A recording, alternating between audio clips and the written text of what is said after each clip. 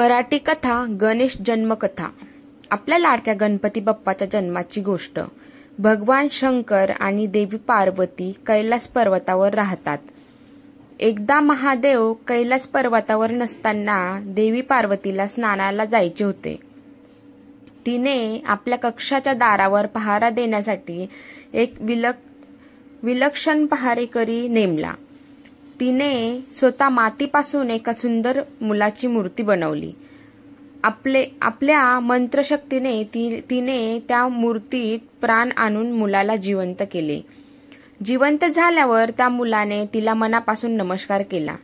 तिने त्या मुलाला मायेने जवळ घेतले आणि सांगितले, तू माझा मुलगा आहेस, तुझे नाव गणेश। गणेश म्हणाला, आई मला भूक लागली आहे, काहीतरी खायला दे ना। गणेशला खाण्यासाठी तिने लाडू, मोदक असे अनेक चविष्ट पदार्थ क्षणार्धात हजर केले। गणेशला फार आनंद झाला। तो त्या पदार्थाचा आस्वाद घ्यायला लागला। पार्वतीने त्याला सांगितले, गणेश, मी माझ्या कक्षात आंघोळीला जात आहे, कोणालाही आत येऊ देऊ नकोस, इथेच थांबून लक्ष ठेव। गणेश म्हणाला, हो आई, मी लक्ष ठेवेन, कोणालाही आत सोडणार नाही। पार्वती आत गेली। काही वेळातच कैलास पर्वतावर महादेव परत आले।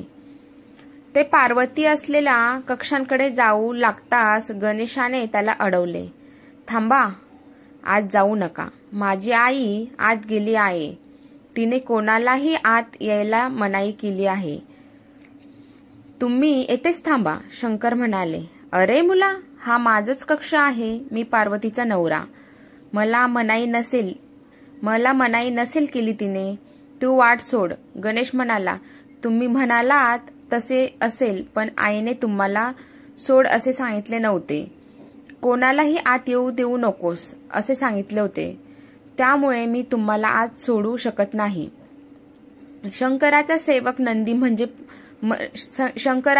नंदी मध्ये पडला। तो म्हणाला, अरे तुला माहिती नाही, हेच या कैलास पर्वताचे अधिपती आहे, हे त्याचेच निवासस्थान आहे, तू त्यांना अडवण्याची चूक करू नकोस। गणेश म्हणाला, तुम्ही कोण? नंदी म्हणाला, मी महादेवाचा सेवक।